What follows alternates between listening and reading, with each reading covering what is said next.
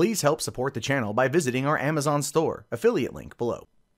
Hey, what's going on, everyone? My name is Matt Jarbo. This is 3 Buck Theater, and today is the 16th of November, 2017, which means in just a couple hours I can finally go see Justice League. Seriously, I can finally go see it. I feel like out of everyone I follow on Twitter who wants to see this movie, I'm like the only person who hasn't seen this movie because Warner's has apparently been doing screenings like every single day. And I'm all like, well, not south of Seattle, you sons of bitches. Again, the problem with living in not a major metropolitan area is that I don't get these kind of advanced screenings anymore, which suck. But that being said, I plan on seeing it tonight. My tickets are already bought. I'm ready to go. And I'll be trolling everybody with an Avengers t-shirt. So, yeah, because that's going to be a lot of fun. And we'll be talking about some trolling some DC fans here too towards the end of the program. But as you can see right here from the image on the screen, some new information dropped concerning the next Fantastic Beasts movie, and that's interesting. Let's take a look here. So it says here that Fantastic Beasts sequel titled as Fantastic Beasts: The Crimes of Grindelwald, first look and synopsis revealed. Now, I want to just be abundantly clear here. I felt Fantastic Beasts and Where to Find Them was a waste of a movie. When I say that, like, the movie itself wasn't inherently bad, there were good moments in it. It was just utterly pointless, considering the fact where J.K. Rowling and company want to take this 5-film series. Like, we know that the first movie was all about Newt Scamander. Like, oh, hey, Newt in New York, yay, right? It's like a fish out of water comedy, kind of, sort of thing. But then at the end, they set up Grindelwald, and then you start hearing about Dumbledore, and you know that that's going to be a big thing leading into young Dumbledore and leading into all that jazz. That's going to be what they want to do with it. And I'm even, hearing that Newt won't even be a part of the story by the time we get to the last chapter. And I just find that to be interesting. It's like, well, then why even call it Fantastic Beasts if that's the franchise, and Newt Scamander won't even be in every single entry? It just shows you that there's a lack of forethought here. There's been a lack of forethought with J.K. Rowling when it comes to Harry Potter since the last book was released 10 years ago. Her additions, her subtle hints at things she wanted to change on Twitter, so on and so forth. Her consistent retconning of the franchise. Now, granted, she is the author, and it is her entire choice to retcon or change or whatever. But as fans, people haven't been calling her out on that as much as they should. And I feel like that's, been feeding into, well, ego. But anyway, here's his first look. It's just a little 22-second video with literally no sound. Not even the soundtrack to the movie was playing on here, but we get a good look at the cast. I'm going to go over here to this image. By the way, this thumbnail is something I grabbed specifically from the 1080p rip of the little teaser, and here it just looks so icky, but here it looks pretty good. So we can see that Jude Law as young Dumbledore. We've got Eddie Redmayne here as Newt Scamander, Catherine Watterson as whatever her name was, I don't remember. Dan Fogelman here, again, whatever his name was, I don't remember. The sister that they had a thing with that I thought was a cute relationship and had actually a sad ending, whose name I don't remember. And then other people that are here too. Well, oh look, Ezra Miller's back. I thought they got rid of him. I thought he died. I guess not. Too bad Colin Farrell probably won't be showing back up at all. But then, of course, over here, covered up by my logo, is Johnny Depp as Grindelwald himself, and that looks pretty good. That does look pretty good. Except there's a lot of people right now on Twitter that are freaking out over Johnny Depp playing the part here. It has everything to do with the situation involving Hollywood and Harvey Weinstein and all that stuff. And they're saying that, oh, Johnny Depp is a serial abuser and he shouldn't be in the movie. Even though if you ever go back and actually watch the videos released by Amber Heard of Johnny Depp drunk, you can kind of see like she was planning for it, given the way certain things were. So that being said, it's, you can separate an actor from their personal life. You're supposed to be able to, but in the age of social media and paparazzi and all that kind of stuff, it makes it very difficult to do so. But anyway, back onto the Fantastic Beasts, the Crimes of Grindelwald, which I just, again, not a huge fan of the title of that thing. But let's jump down here to what the official synopsis is for this film directed by David Yates. At the end of the first film, the powerful dark wizard Gellert Grindelwald was captured by MAC USA, Magical Congress, United States of America, with the help of Newt Scamander. But making good on his threat, Grindelwald escaped custody and has set about gathering followers, most unsuspecting of his true agenda, to raise pureblood wizards to rule over all non-magical beings. Well, I'm just going to say that kind of feels a little bit like a retreading of old tales there. You have the purebloods, and you've got the Death Eaters, and you've got Voldemort. I'm sorry, he who shall not be named, and everything else that we've known about this particular motivation from that character. And this is just a rehashing of that. Now, granted, I do think that that Voldemort, Tom Riddle, whatever, pulled a lot from Grindelwald, so we're probably going to see the origins of the Death Eaters and everything else. But I feel, again, like it's just kind of a rehashing of the old story. People were upset at The Force Awakens for basically being episode 4 all over again, but no one said a word about Harry Potter kind of pulling on similar threads. But anyway, he goes on to say here, in an effort to thwart Grindelwald's plans, Albus Dumbledore enlists his former student Newt Scamander, who agrees to help, unaware of the dangers that lie ahead. Lines are drawn as love and loyalty are tested, even among the truest friends and family, in an increasingly divided wizarding world. So this is just kind of like Harry Potter for adults, essentially. It's just, again, same thing. I do like the fact that it's going to be Dumbledore. I do like Jude Law as an actor. I think he's very good. Him as being Dumbledore, I think, can play out very well, but I've made this abundantly clear, at least in my opinion of this before. The fact that it's not Jared Harris taking over for his late father, Richard Harris, is just a poor casting choice. And it's not like Richard Harris is not a good actor. Go look him up as Lane on Mad Men. I loved him as Moriarty in Sherlock Holmes Game of Shadows. He is a fantastic actor who I think could embody his father perfectly and then give us a proper Dumbledore. None of that Michael Gambon crap. Right? You know what I mean? Like that whole thing. That's where I currently stand on that myself. But let's jump over into probably, I would say, the biggest news of the day in terms of movie stuff. The delayed Rotten Tomatoes score reveals where Justice League currently sits. Now, yesterday I talked about the leaked score, that it was sitting at 48% according to supposed leaked Flickster image. Unless some new stuff has been added to the algorithm, it's not that. It says here 43% is where it sits. Justice League, it puts it ahead of Batman v Superman Dawn of Justice and Suicide Squad, 27% and 26% respectively, but still falls short of the shared universe's first film, Man of Steel, with the 55%, or the 92% for Wonder Woman. And it says here that might have been setting the bar too high, but surely diehard fans of the DC slate of films wanted something north of 50%. And this is again is the whole issue with Justice League and the DCEU and film critics and Rotten Tomatoes. There is clearly a bias there, in my opinion. There's clearly a bias. It's been this thing going on for years now, where it does feel like the media for the movies, the movie bloggers, the reviewers have an implicit bias against DC. I'm not saying that that's not warranted to some extent. As much as I loved Man of Steel, it placing in the top 5 films for me in 2013, and as much as I enjoyed Batman v Superman, the extended cut, I can see why Batman v Superman got the score that it did for its theatrical. I think it should be revised based upon the extended cut, to be honest with you. You look at Suicide Squad and you go, look, for one, I love Suicide Squad, but I can understand why people didn't like it. For me, it worked. For others, it didn't, and that's okay. But the box office return on that film was insanely high for the Rotten Tomatoes score that it got. Same with Batman v Superman.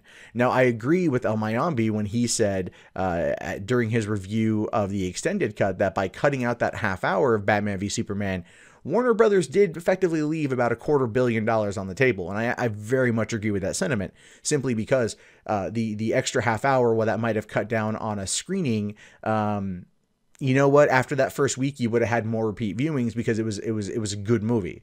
The third act still had issues, don't get me wrong, but ultimately the first two acts were solid. And as a result of that, I think people would have been way more friendly to it, way more inviting to it. And there was a reason why Batman v Superman, the extended cut, spent 5 weeks at #1 of home video sales. 5 weeks that summer. So yes, people clearly liked the extended cut. People clearly enjoyed it just on home video, which, while that was good for Warner's in terms of that particular market, it could have done far greater in terms of theatrical. And I feel like with Justice League cutting it down to 2 hours, once again, specifically cutting it down to 2 hours, is going to have that negative impact. And it goes to show you that somebody at Warner Brothers simply has their head up their butt, and unfortunately they're not going to learn. And I don't understand why the powers that be over there haven't realized this yet, right? But they probably looked at the success of Wonder Woman being, I think, just over 2 hours, and how people loved that movie. They thought they could maybe try to catch lightning in a bottle here. I got a message last night from a movie theater manager who's apparently a listener, and he was telling me to like watch out for the movie, that like there's the first couple scenes are very like pro SJW, and I'm like I don't care about that going into these movies. But you know, clearly there's people that are going into this watching it with the bias one way or another. And I do feel that when it comes to the debate between Marvel and DC, I do feel that people are wanting DC to fail. They love what Marvel's done. Marvel's been successful for 9 years, 17 movies. I mean, you know, over $5 billion in the worldwide box office for those films, and that's insane. But I think they look at DC as this underdog that can just never, ever, ever actually get himself to the point of where they'll look at it and go, it's on par. You always have to have a hero or a winner and a loser, and regardless of how good DC movies maybe eventually get, you're always going to have that bias, and that bias is always going to impact everything to do with the franchise. At least that's my opinion on it. So here's a fun one. Sebastian Stan is interested in playing young Luke Skywalker, or at least a younger Luke Skywalker. Now, this image right here went out a few months ago, and even Mark Hamill retweeted it and jokingly called Sebastian Stan like his son. And a lot of people out there were like, oh my God, they look identical. Oh my God, they look amazing. Right? Well, it was, you know, an interesting idea at the time that this comparison was being made. And now Sebastian Stan's like, hey, I'll play a young Luke Skywalker. It says here that there's a 30-year time skip between the events of Star Wars Return of the Jedi and Star Wars The Last Jedi, which leaves the slate wide open for there to be movies explaining what Luke Skywalker was up to before he decided to hang out on an island on a hidden planet. Sebastian Stan, the actor behind Bucky Barnes / the Winter Soldier in the Marvel Cinematic Universe, has stated that he'd be up to playing the character if asked. And it says here that Stan, a popular pick for a younger take on Luke Skywalker due to his resemblance to a younger Mark Hamill, said he'd be happy to take the role at the Rhode Island Comic-Con, saying here, I just want to say here that anytime anyone would like to call me to ask me about Luke Skywalker, I'd be very happy to play him.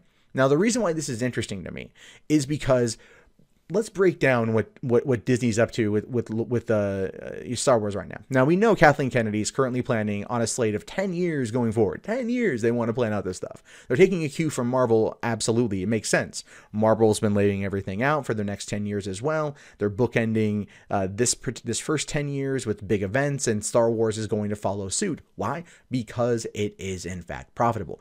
We know that Rian Johnson is working on a new trilogy of films that will be outside of the episodic sagas that we know at this point in time, that still could include either Obi-Wan or Luke Skywalker. Now, the two definitely aren't going to ever, you know, meet again, because we know that Obi-Wan is dead and stuff like that, but it can be handled at different times.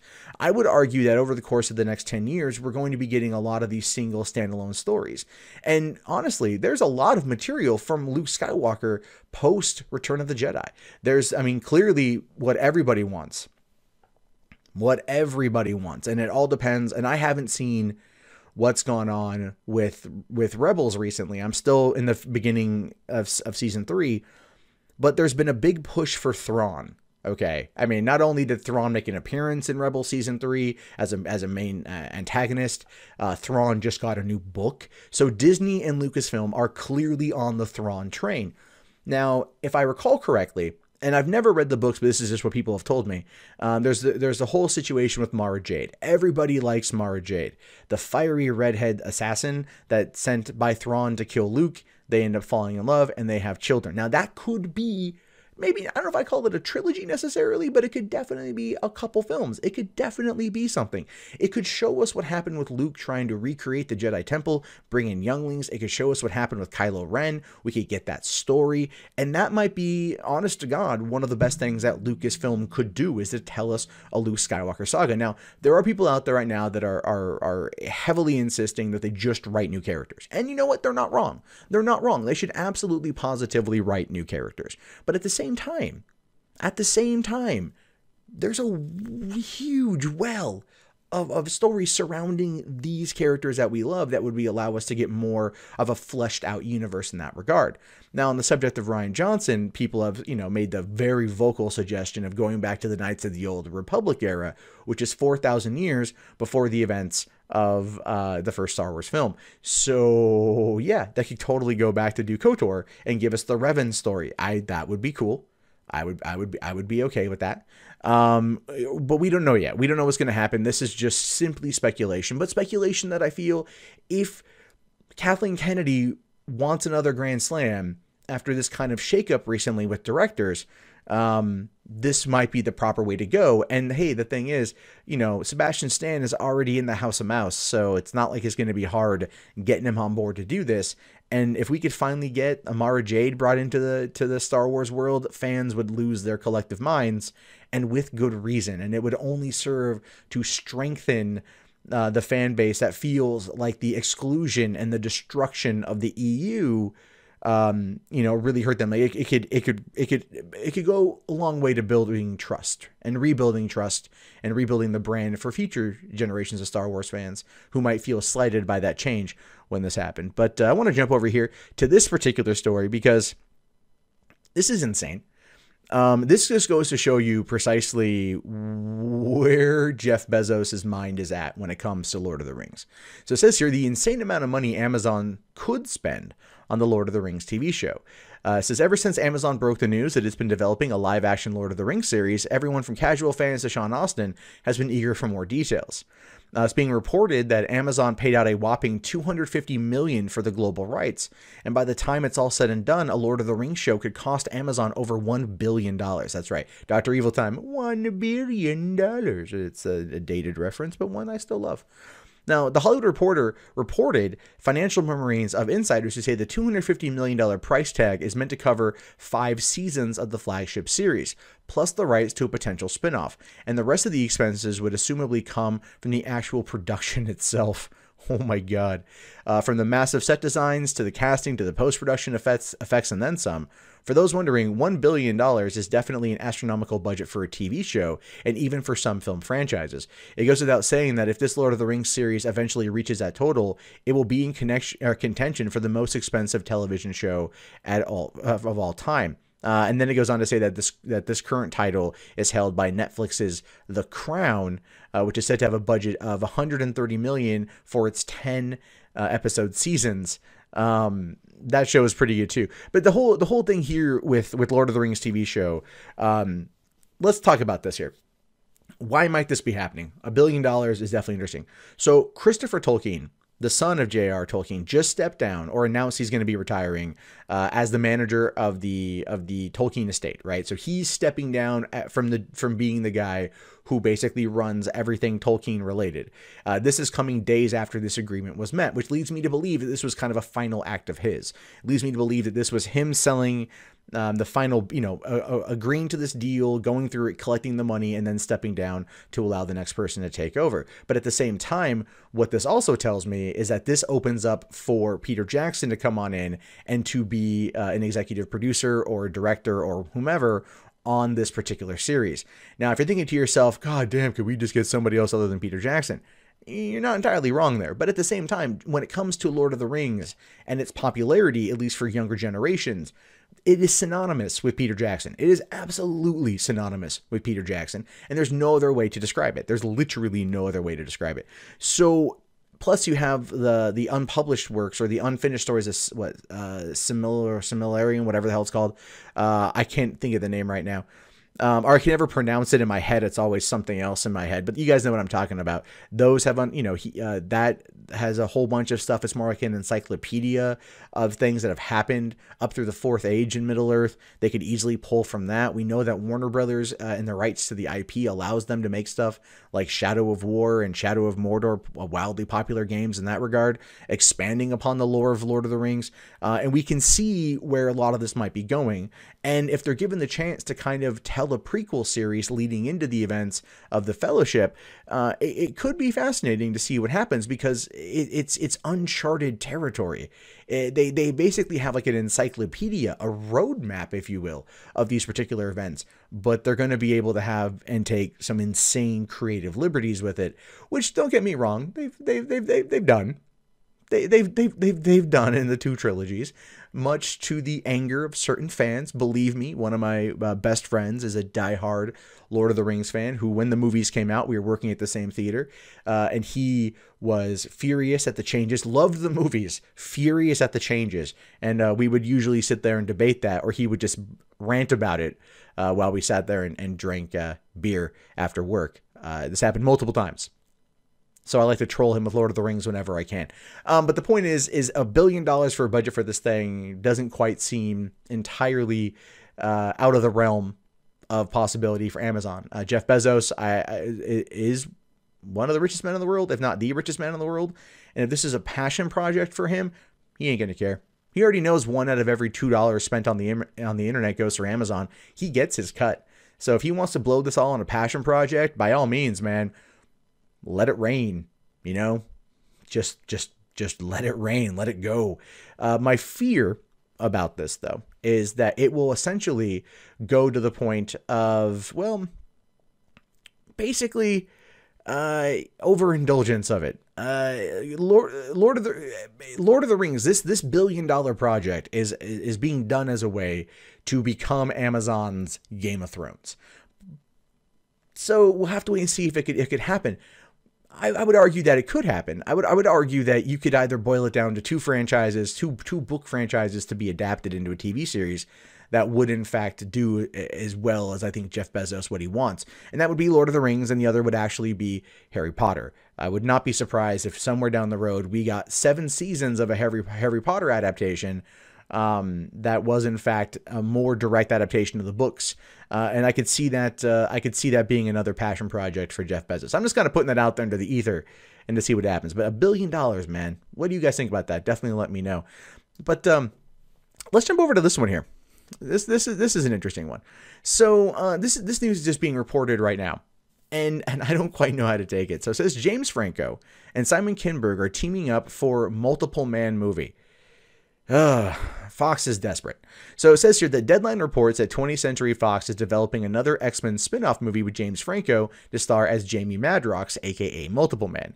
Wonder Woman writer Alan Heinberg is attached to pen the script, for which Kinberg, currently in post-production on X-Men Dark Phoenix, is attached to produce. Now, Kinberg has produced pretty much most of these films as of late, and the writer for Wonder Woman is definitely a good sign. Again, the movie had a good story, full of hope, full of optimism.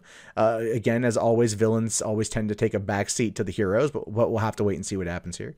Now, it says here that first created by Len Wein, Chris Claremont, and John Buscema in the pages of giant-sized Fantastic Four, Multiple Man's powers are quite self-explanatory. He's capable of making duplicate copies of himself, which he can reabsorb along with their memories and experiences. Unfortunately, the hero's powers have sometimes backfired and caused the character to lose his mind. The character's duplicates are sometimes capable of running off on their own, not only to pursue their own interests, but to also create lives for themselves. Others toe the line of being evil as well. And so, yeah, it's an odd character to bring this into, and you might ask yourself, why is James Franco going to be doing this? Well, I'll tell you, I'll give you pretty much what I perceive to be the best answer. George Clooney does big blockbuster movies in order to get the financing for his passion projects. He did Ocean's, I think, 12 in order to do Good Night and Good Luck. That's that sort of thing. That's why he does those big name movies, to earn enough money to finance those. And that's good on his part. He understands he's going to have to do the big budget thing in order to, well, make the money to finance the smaller stuff. Franco, I think, is doing something very similar here. Not to say that Franco doesn't star in enough big name budgets to kind of fund some of these smaller projects or whatever else he's into. But he might be getting to a point now that he's in his mid-30s that he might be starting to see a little bit of that star fade, and he wants to maybe establish himself as being part of a franchise to keep that money coming in and to keep that ball rolling. Multiple Man, looking through like the Marvel, wiki of it, is an interesting character, but not one that I think would personally work on its own. Now, granted, I've never read any comic with him. I don't know, the exact limits of his powers or kind of some of the stuff he's gotten into, but it does appear that he does more things in a team up fashion than being on his own. One of the stories outlined on the Wikio was a story of him and Quicksilver getting together to solve a murder. And that's cool. Evan Peters as Quicksilver is fantastic, and seeing that character working with James Franco to solve a murder, I think could be a good buddy cop dynamic. And we all know that James Franco works well with Seth Rogen in those kind of buddy films, so that could be something that would work out quite well together. I don't know how their energies would play necessarily, but it could work. And I think that's ultimately what they're trying to do. They're going to establish it as more of part of the larger X-Men universe and probably bring him in as more of a buddy piece and an ensemble versus giving him a strictly standalone film.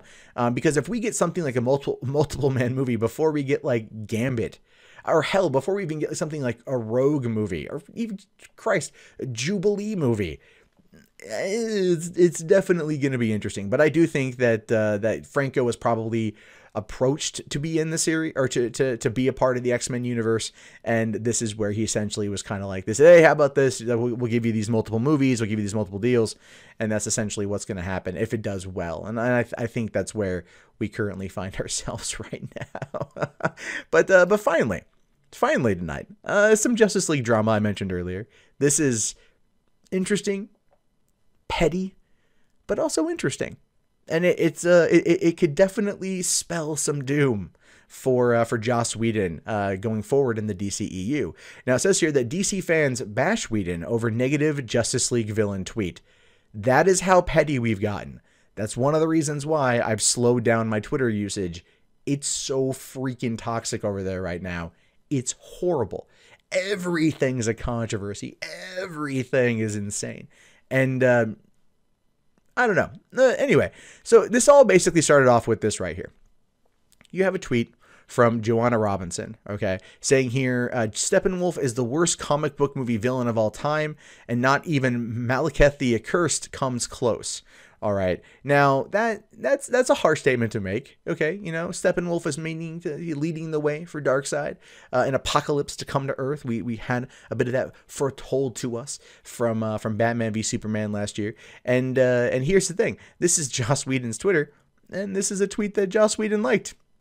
And that's pretty much it. That's it. That's the whole controversy. Well, this was first noticed by a girl by the name of Jezebel, saying here, at Joss, you are absolutely repulsive. How dare you even like this tweet? Your fingerprints are all over this film, and you have yet to voice out any kind of support for it. You are despicable, and you have single-handedly ruined Zack Snyder's Justice League. That is a harsh statement. It is. It's a very, very, very mean statement to make. I don't agree with it, period. And then you got other people here, like Mr. Everett's All In. This is what showing up for work and collecting a check looks like. No respect, no love, no desire or ambition to see this succeed. Thank you for your commitment and your integrity. Don't get me wrong. Joss Whedon, on a personal scale, is just a colossal douchehead. You know what I mean? Not every, he's been in some weird places recently, but I think as far as filmmaking goes, the dude's on point. I like his movies. Personally, not a huge fan, but I like his movies. That being said, this is really funny to me because it's true.